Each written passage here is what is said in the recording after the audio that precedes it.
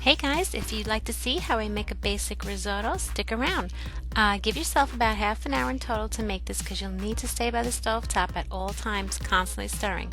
So what you're going to need is 2 garlic cloves, half an onion, some olive oil, white wine like Pinot Grigio, Arborio rice, which is the only rice you can use in making risotto. Don't try it with anything else because it's not going to work.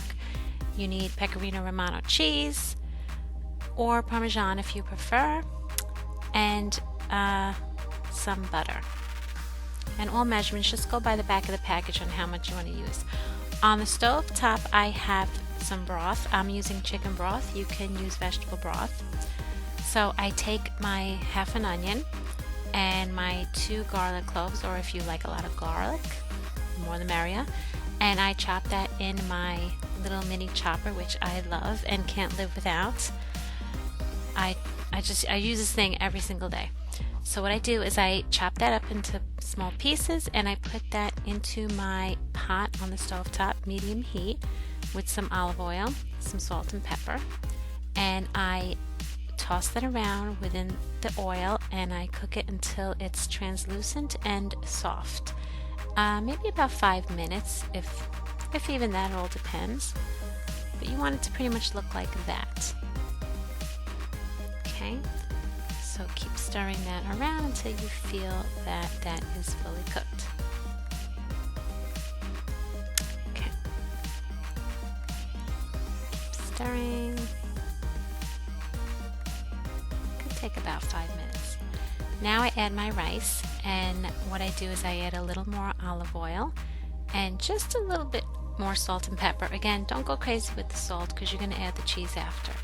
And I want to mix that in with the garlic and the onion and the olive oil, salt and pepper. I want each grain of rice to pretty much gather all of that flavor into each grain. So also what it does is it's kind of toasting the rice, so it gives it a nice toasty flavor too.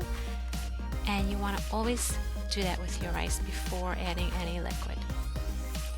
Okay, so now what I do is I add my white wine and I'm covering the rice, and you do not have to add white wine, but if you're gonna do it, use wine that you're gonna drink and pour yourself a glass. Don't ever use cooking wine from the supermarket. You don't have to use white wine though. You could skip this part totally and go right ahead with the chicken broth, which is the next step. But what you're gonna do is add some of that wine. It just kind of locks in to each grain again, and that white wine just gives it a nice flavor. I personally like to use it.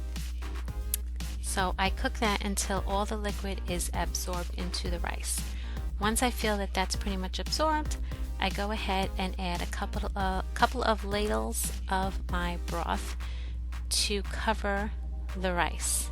So once I mix it up, I'll see if it's covered nice and evenly, and it is. You do not want to add too much liquid to your rice because it's not like making regular rice. You'll ruin your risotto. You have to do this slow. So it does take time. You have to add a little broth at a time, little liquid at a time. It's going to absorb it, and then you just take the steps back and forth. Broth, absorb, and make sure your heat is on so it looks just about like this, not too high, not too low, but not boiling. I have it on medium heat pretty much, and I just constantly stir that because if you don't stir it, it will stick to the bottom of the pot, and you don't want that. So I wait until that is absorbed for the most part, not completely dry. You don't want that, but you can see as you're mixing it around, you can still see some of the liquids in there, but it's definitely sucking it up. And in the beginning, the first few ladles that you put in, it's going to absorb it pretty quickly. So basically you're just going to constantly add chicken broth, about 2 spoonfuls, ladles, I should say, not spoons. So basically you're covering the rice. Okay, just like that. And then constantly stir. So also, now this is basic risotto. I'm speeding this up by the way because you don't want to stand here for 20 minutes and watching the same thing. You can add anything to this. This is basic. This is just like a blank canvas. Like you can put pumpkin, canned pumpkin, pureed pumpkin, whatever you do, into your broth, cook it in there, and as you're putting your broth in, you now have pumpkin risotto. You can add diced mushrooms when you cook your onions and garlic. You can add chopped sausage, ground sausage I should say, when you do your garlic and onion. You can add asparagus towards the end. It's just endless what you could do. So now you see that rice, it's not cooked yet, but it's getting there. You see the liquid is creamy. So again, I sped this up, so I'm going ahead like 15, maybe even 20 minutes. Adding my pecorino romano cheese, not adding all of it because you want to taste it first, make sure it's not too salty. Stirring that around, and look at how much creamier this got.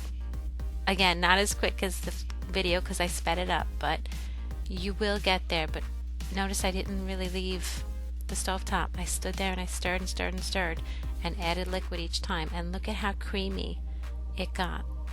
You see the liquid? It's like literally got creamy, and that's just from the rice. The rice created this creamy texture. So really, I can't really tell you exactly when it's done. Only you can tell. You have to taste the rice towards the end here and there, and if there's a little bit of hardness to the rice, see right there, you always have to taste it. Just keep going, and every time you think it looks done, it's never done. Just keep. I wanted to add a little extra cheese, I guess. It also helps me see if I need any more flavoring. I threw my butter in, and basically once you get to the point where you taste it and that rice is soft in your mouth and against your teeth, it's done. And that butter just adds that extra layer of creaminess. And I think we're just about done here. And you do want to serve this right away. This is not a dish you can make and serve an hour later because it's just going to be a big ball of mush. You can, however, use it the next day to make rice balls, which is what I do also. And I keep that in the refrigerator overnight. The next day I make rice balls. And I like to add some fresh basil on top and then mix it around, and that's it. And that's how I make my risotto. So you can do it. It's intimidating, but you could do it.